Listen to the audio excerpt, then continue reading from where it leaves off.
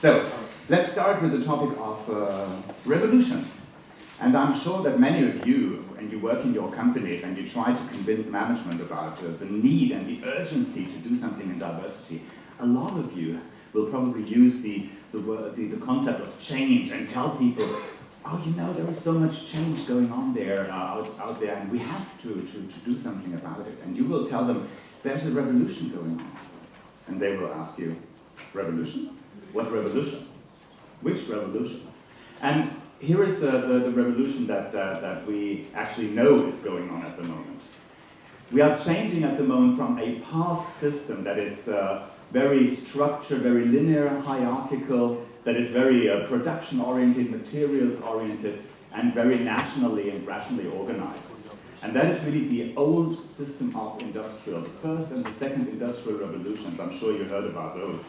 And that this is from the beginning of the 18th century, the late 18th century, they started to really change the business world and shape the business world in a very concrete way.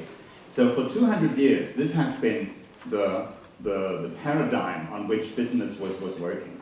And this is what the future looks like. We will have a distributed system. You know what the biggest and most famous distributed system is? It's the internet. That's an example for a distributed system. Networks will be important, knowledge will be important, human resources, and everything will be much more international and emotional than it ever used to be before. And this really started in 1980, and it's called the third industrial revolution. You may have heard about that, and I recommend the book of Jeremy Rifkin, a famous economist, who's really telling you everything about this real revolution. So this is the revolution that is going on, and it requires all of us and all of your companies to change, to handle complexity and change, to work virtually, and we will have the next roundtable deal with this, with social networks and with all the world of virtualization. We will, innovation and workforce issues will be a lot more important than they ever were before. And of course, intercultural and value-oriented management. So along the way that some of you have heard people present yesterday. And if you ask yourself, where did it come from? How did it happen, the revolution? I mean, you know, at least the French of you, they know that revolutions, they don't come by themselves. Huh? There are concrete events that make those revolutions happen.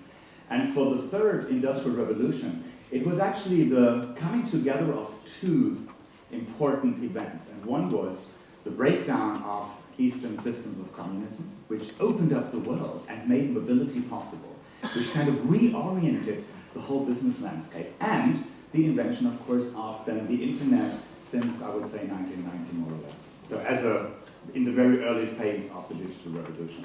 And those two events together has completely repositioned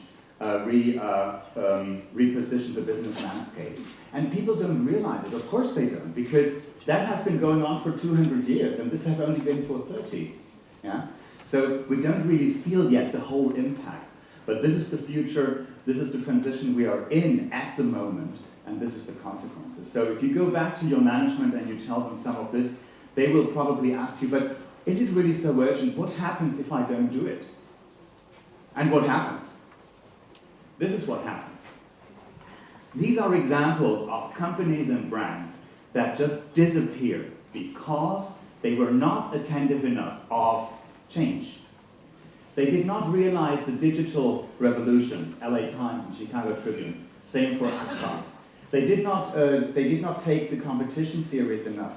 And Kirk Media, which was the biggest bankruptcy of post-war economy in Europe, they just felt that all the mainstream stuff they were doing in the TV business was just good enough.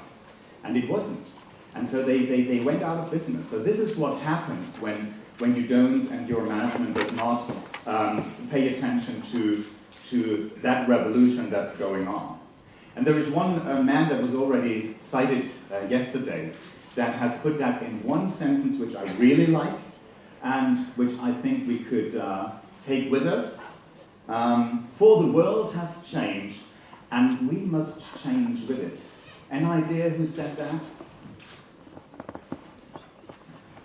Barack Obama on his inauguration speech. And that was very powerful because change was one of the main concepts for him to win presidency, and also in the way he shapes the United States and international relations.